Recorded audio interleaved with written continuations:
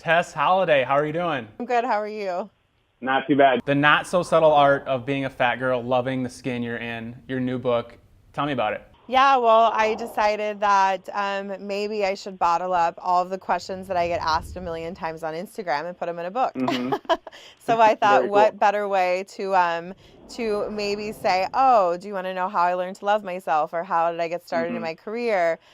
What's my favorite snack food? And just put it all in one resource. So these were basically questions that you were getting on Instagram and just in general. So you decided, hey, I'm just gonna write a book and let's get this over with. I'll just Yeah, refer people to the yeah. book. I mean, yeah, and also like I had a pretty tumultuous life, and so I Hmm. knew that being able to kind of talk about my journey and showing people that getting to where I am did not happen overnight would hopefully help other people. So was that your goal with the book? Is it to help other people? Because I know you like you said you had kind of a rough childhood. Yeah, I mean, I think a lot of people look at people on social media and they see the glamorous side, and they see kind of like our lives of traveling all over the world and doing all of, that stuff, but they don't really realize what goes into it sometimes. And for me personally, it's been a long road to get to where I am, and I wanted to share what my life has been like so far, and Hmm. hopefully make people laugh along the way. But what I wanted them to take from it is to push hard for what you want in life, and to love yourself, and to maybe not be as hard on yourself as well. For some of those people that might not know your background, what were some of those difficult situations that you went through growing up? Man, I know it's like morning, but when I was almost 10 years old, my mom was Hmm. shot in the head twice by her partner at the Wow. time. And my mom survived, but she is partially paralyzed. And it forever changed my life. So I bet. that was part of it. My father abused me Hmm. emotionally and physically most of my life. I had abusive partners, sexual assaults.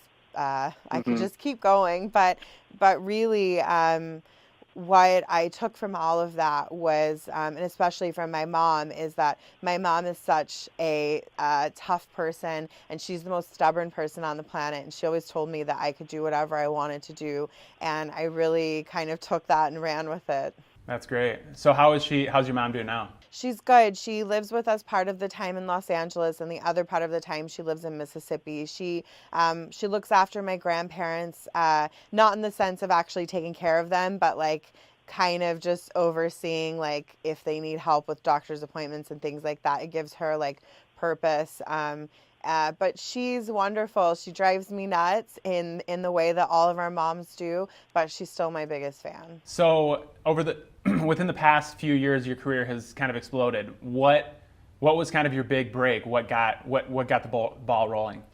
I think I had already built a following on social media. So I had, a small name for myself, but people in the industry knew who I was. And from that Hmm. social media following, my agency found me.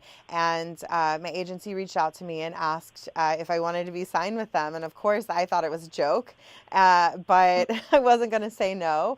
Yeah, And for when I sure. signed with them, then I accidentally made history by becoming the first model my size to be signed to an agency. And I'm Hmm. still the only one my size, signed to an agency working. So I feel incredibly proud of my success, but also I wish there were more people like me. Yeah, definitely. And there might be thanks to you breaking down the barriers. So great job there. And so you've had some name changes over the years too, and I find one of them very, very cool. Well, all of them cool, but one in particular. Tell me about the name changes and why and the reasons behind them. Okay, so when I started out with my modeling aspirations, I was under no delusion that I was short and I was big and I was tattooed. So normally that means that I'm in, car magazines or pinup Hmm. magazines, and not what they would consider mainstream modeling. So most Yeah. of those people have like kitschy names, so they're like Cherry Dollface and stuff like that. So I chose Tess Typhoon because I liked the way Tess That's sounded, awesome. and I thought it would, like, literally, I was like, this is the coolest name. Hmm. I'm so embarrassed I have to explain it for the rest of my life.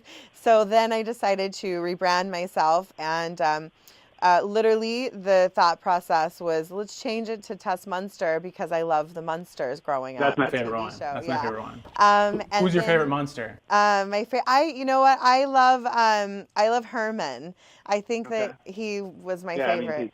too. And then now I'm Tess Holliday because I was lucky enough that my husband had a cool last name. So Right. it's still my fake last name, but it's a better fake last name than the other ones. So if he didn't have a cool last name, would he be stuck with Munster? Yeah, I probably Okay. would have been, yeah. Very cool. All right. So The not so subtle art of being a fat girl, loving the skin you're in. So right now it's out on hardcover, and on September 26th it'll be released officially. Does that all sound right? It is now available electronically, so you can get it on, okay. the ebooks and all of that stuff. And it will be released in hardcover on the 26th of September. Thank you, Tess, for being with us. Appreciate it. Thanks. have a great day. You Congrats too. on everything. Thanks.